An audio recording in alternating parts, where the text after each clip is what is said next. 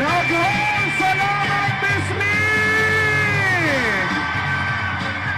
Daghang salamat sa tanan, palihog na sa paglingkod. O dili na natin ipadugayon pa kay kabalo ko, excited na ang tanan na maminaw sa gamay ng mga mensahe o syempre sa mahitabo natong payout karong muntaga sa Macau pa. Mayong adlaw kabatanunang Bisliganon! Syempre ang atong programa gipangunahan sa atong pinilagang Speaker of the People, Attorney Martin Romualdez. Kini inubanan sab sa dakong suporta sa atong pinalanggang Governor Alexander Pimentel. District City Mayor Florencio Garay. O ang atong kukihan nga representante sa Distrito 2, Congressman Johnny Pimentel. Busa mga silingan atuan ang paminawon ang gamay nga mensahe gikan sa amahan sa Bislig atong pakpakan Mayor Florencio Garay.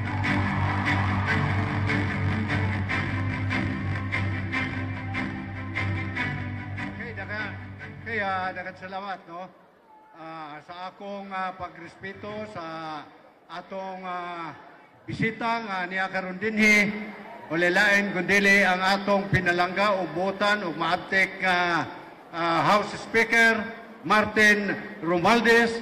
Usab pakpak o ang ato usab nga Gobernador Aik Pimentel,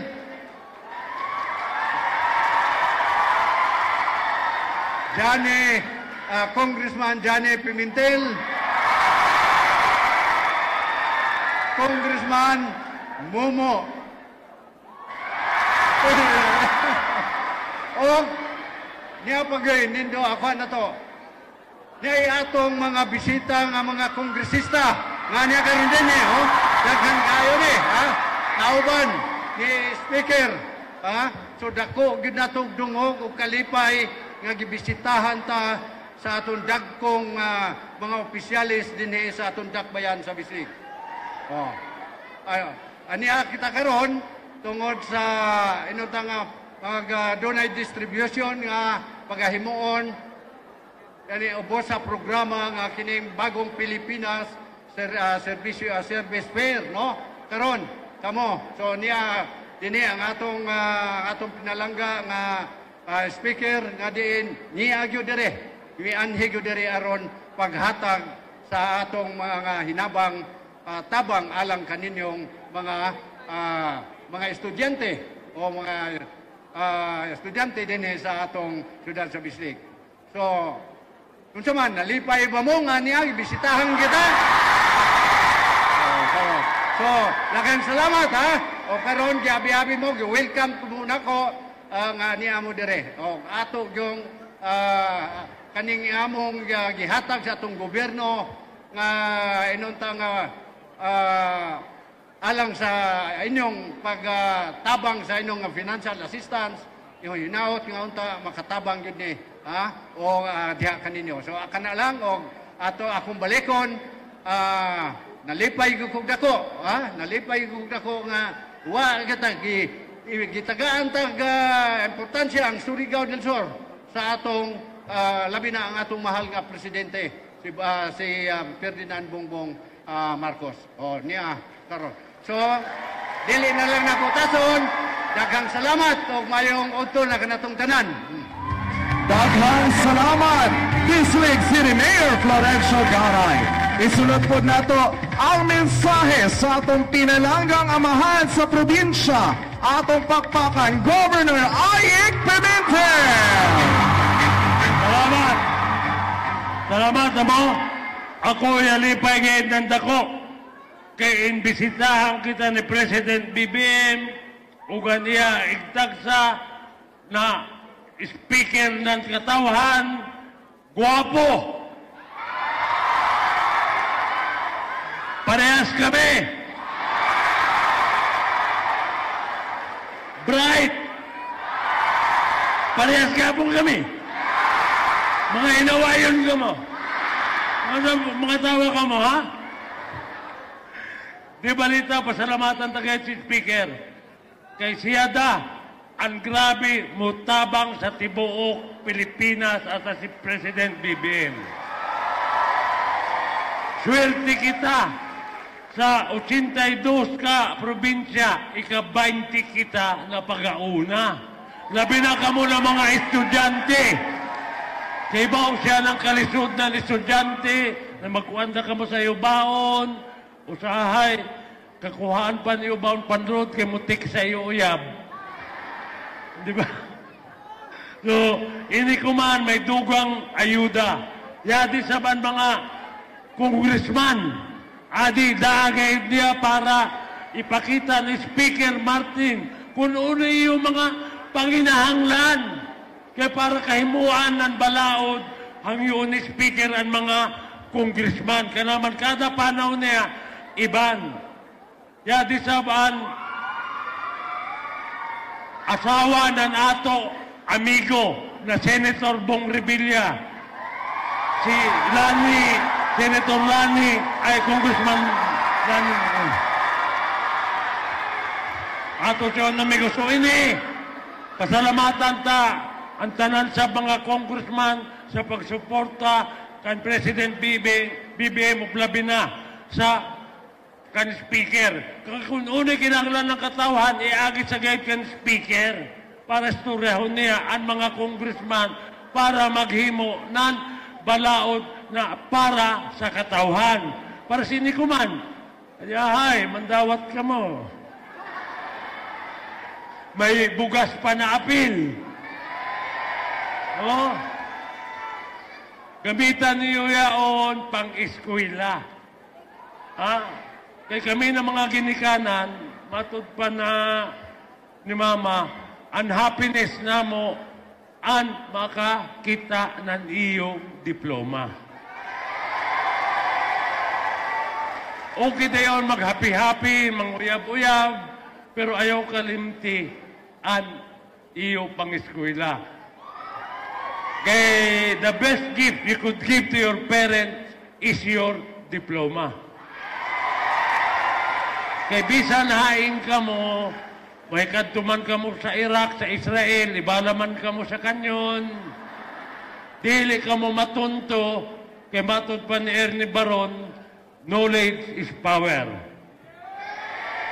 But how could you gain that power? It is only through education. Dili yung makuha, dito mapalit, iyo yung tunan. So pasalamat kita, utrong ko, kay Yadi ang ato gobyerno na nasyonal, si President BBM, o si Speaker, na mubati niya kahibaw ng iyong mga problema.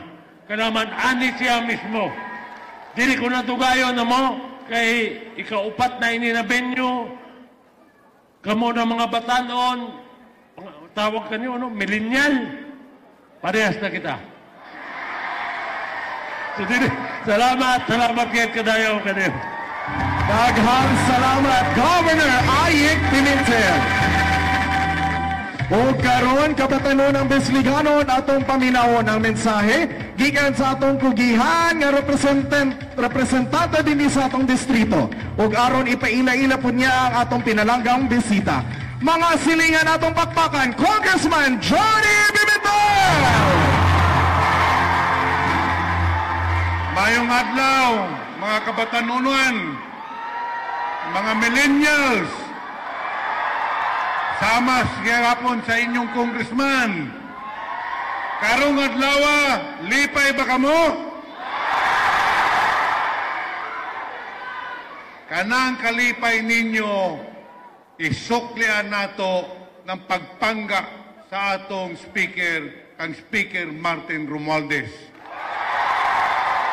Hebalo ka mo, mao ka na ang rason na niya kamo dinhi. Ming bisita gayod ang atong mahal na speaker, dili lamang nagbisita, nagtanaw sa inyong kahimtang, kung dili, ming andi ko siya para maghatag ng ayuda para makatabang sa inyong panginahanglan. mao ka na ang atong speaker.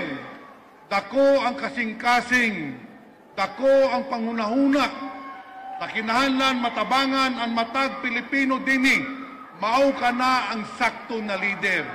Mao ka na ang ingong panatong sakto na mamunuan sa usa ka institusyon na dako sa atong panggoberno.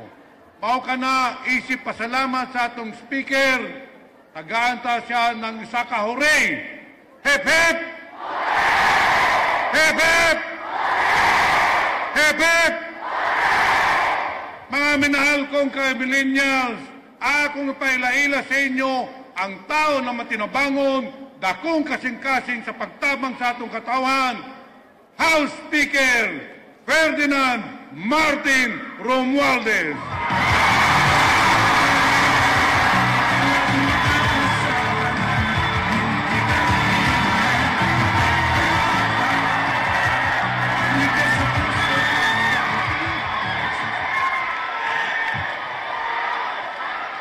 Daghang salamat.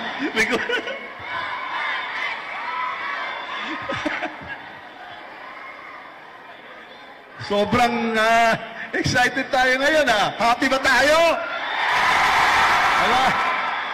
Mga kabataan, mga estudyante ng Bislig, mga kasing-kasing, mga kabuktungan, daghang salamat sa paghaning ngayon dito sa ating ISIP program, yung Integrated Scholarship Incentives Program na ganap ng ating mahal ng Presidente, President Ferdinand R. Marcos Jr. At sa totoo lang po, itong programa ay napakaganda. Pinag-isipan talaga ito ng ating mahal na Presidente. At kami po sa 19th Congress, sama-sama kami sa kanya dito kay ang kabataan, ang estudyante ay number 1 priority sa ating isip, sa ating puso. Ang edukasyon ay hindi pribilehiyo. Ang edukasyon ay karapatan ninyo. At kami mo po sa 19th Congress, sama-sama tayo. 1 minute lang. Tayo lang at kayo po mga estudyante, konting pasalamat sa ating mga kongresista. Kaya sila ang naglaan ng itong budget na itong programa para sa iyo. Sila po, kami po, ang nagmamahal sa inyo lahat. Kayo po ang pag-asa ng Pilipinas. Kayo po ang kinabukasan ng ating bayan. Daghang salamat, mga Congress ng 19th Congress. Talaga, sila po talaga, araw-araw at gabi, nandun kami sa batasan, kayo po lang iniisip. Number 1 priority, hindi lang sa saligang batas ang edukasyon, ay number 1 sa budget. Pero sa totoo lang po, lahat po kami, ama, ina, kayo po talagang iniisip natin. Kaya yung kinabukasan ninyo, yung edukasyon ninyo, ay napakahalaga. Kaya bukod sa bigas, bukod sa AX na 2,000 na 2,000 kada semestro, may 15,000 kada semestro dito sa EASY program para bawat beneficiaryo itong araw na to. At bukod pa riyan, meron tayong ayuda na tupad para sa mga magulang, sa mga guardian nyo na nahihirapan. At siyempre naman, meron din kayong GIP, Government Internship Program. Kaya lahat ng mga ginagawa nyo sa eskwelahan, meron kaming programa para pwede kayo magkakaroon ng internship para tuloy-tuloy. Pag nag-graduate na kayo, sigurado may trabaho kayo. Yun po ang halaga ng EASY program. Alam mo, yung mga host natin, wala pa yung tulog. Yung mga kongresista, nagbiyahe sila dito, puyat na puyat. Pero dahil po, kay masaya kayo, kay ayan yung mga sigaw ninyo, nabubuhay ang loob natin. Kayo po talaga ang nagdadala sa atin. Kayo ang dahilan kung bakit nandito tayo. Kami ang representante ninyo at ayaw-ayaw na mabigo kayo. Kaya andito po kami, hindi lang saksi pero ipapakita natin ang pagmamahal natin sa inyo, mga estudyante. Hindi lang yung millennial, yung Generation Z. Kayo po yon at yan talaga ang ating hihangad. Na yung kayo ay magiging successful, kayo ay magiging masaya, yung kinabukasan nyo ay magiging mas masigla. Kaya yun talaga ang sinasabi ng ating mahal na presidente. Basta sama-sama tayo, babangon muli! Hindi na ako mag-iilabon mag-speech kay palagay ko, gutom na kayo lahat, pero masaya. Miski, pagod, kapoy, masaya po kami. Kaya nakikita na, yung mga ngiti ninyo na masaya kayo, itutuloy natin itong easy program at susuportahan natin lahat ng estudyante, hindi lang sa Bislig, hindi lang sa Surigao del Sur, pero sa buong Pilipinas. Ako po si Martin Romualdez, leader ng House of Representatives. Handang-handa, maglingkod sa'yo, magsilbi sa'yo. Maraming salamat! Daghang salamat, Speaker of the People, Attorney Martin Romualdez. O karon mga silingan, atong masaksihan ang seremonyal nga pagtulong sa tabang pinansyal sa atong pipila ka benepisyaryo among ginauhag ang Department of Social Welfare Development Office. Nga ipunahan sa atong Assistant Secretary Paul Ledesma o DSWD Regional Director.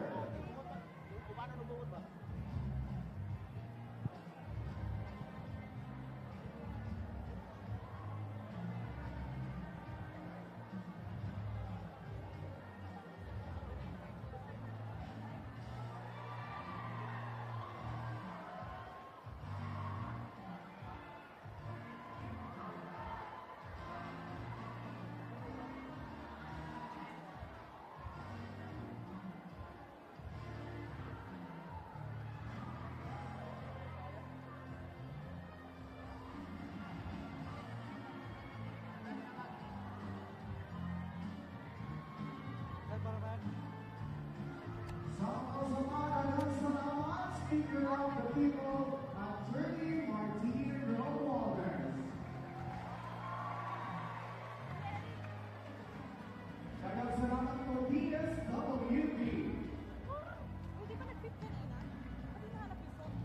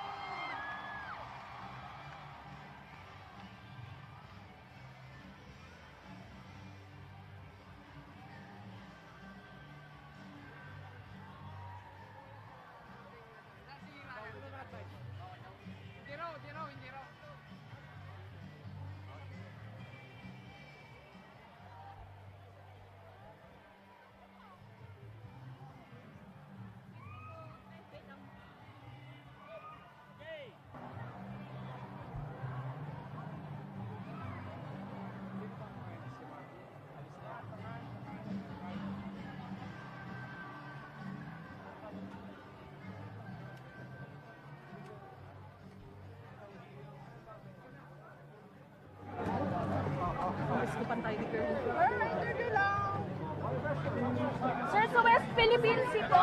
Saan si Binsi Sara?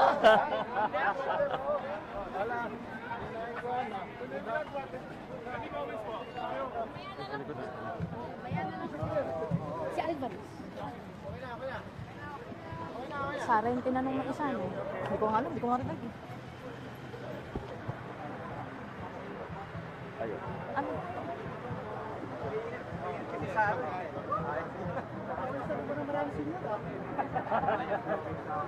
Ano tinanong? Ano tinanong? Tungkol kay Sara, ayaw Ah. magna kay Sara. 7. Kaya, Pantay natin mamaya, ano?